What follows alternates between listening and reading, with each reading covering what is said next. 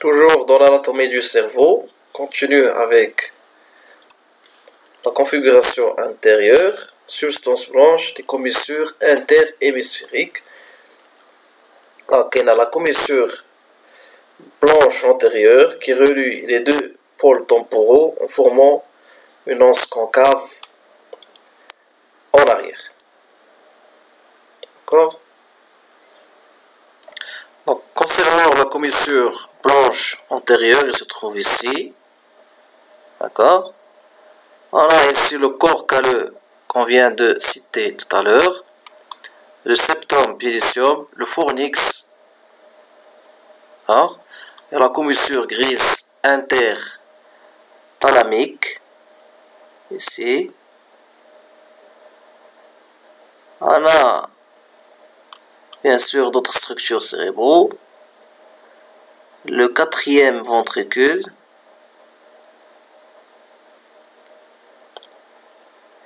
le bulbe, la protubérance et le mésencéphale, ici. D'accord? Revenons à notre diapositive.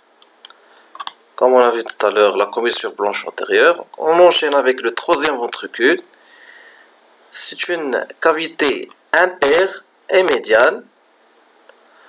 D'accord? De situation profonde entre les deux thalamus. À sa partie postérieure se trouve l'aqueduc de Sylvius. À sa partie antéro-externe, ou plutôt sa partie antéro-externe, communique avec les ventricules latéraux par les trous de Monro. Donc, comme on a dit tout à l'heure, ici se trouve l'aqueduc de Sylvius, le quatrième ventricule. D'accord?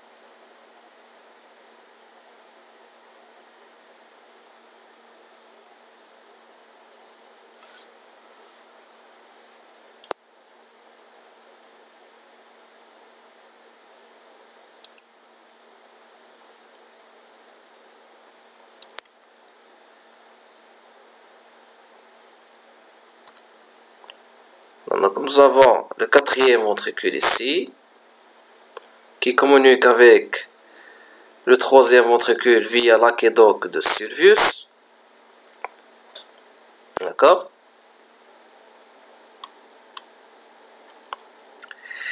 Et nous avons les ventricules latéraux droite et gauche. Le troisième ventricule et les ventricules latéraux communiquent via les trous de Monro. D'accord?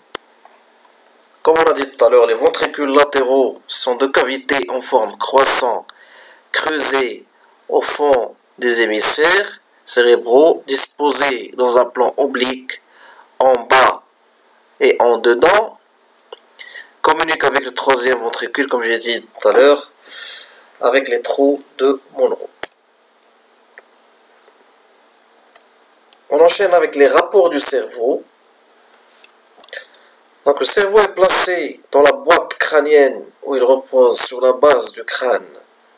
La base du crâne par la voûte. D'accord? Les lobes frontaux reposent sur l'étage antérieur et les lobes temporaux sur l'étage moyen. Les méninges sont au nombre de 3 et ils se retrouvent de la superficie à la profondeur ainsi. La dure mère, après l'arachnoïde et la pimère. Donc la dure mère est un revêtement fibreux solide qui tapisse la boîte crânienne et se dédouble pour englober la plupart des grosses veines du cerveau. Il englobe, c'est-à-dire il entoure les grosses veines. On voit des expansions qui compartimentent la boîte crânienne, notamment la tente du cervelet ici, et c'est une cloison horizontale séparant le cervelet de la partie postérieure du cerveau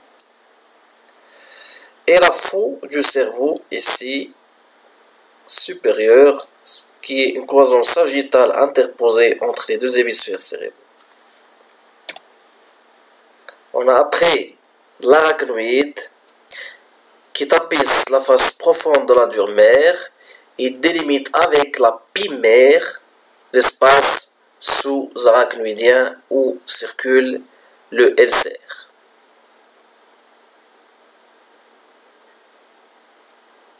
D'accord? Nous avons après la pimère qui tapisse, représentée ici en rouge, qui tapisse la surface du cerveau en épousant étroitement les replis, les scissures et les circonvolutions du cerveau. Ainsi, on aura les 3 types d'hémorragie intracérébrale et intraméningique, notamment lors de la fracture du crâne avec embarrure, on constate un hématome extradural qui a la forme spécifique de lentille biconvexe à la TDM. Nous avons aussi l'hémorragie sous-durale ou l'hématome sous-dural ou l'hémorragie méningée et l'hématome intracérébral. Et nous avons aussi l'hématome intradural représenté par le croissant à la TDM. On passe donc à la vascularisation artérielle du cerveau.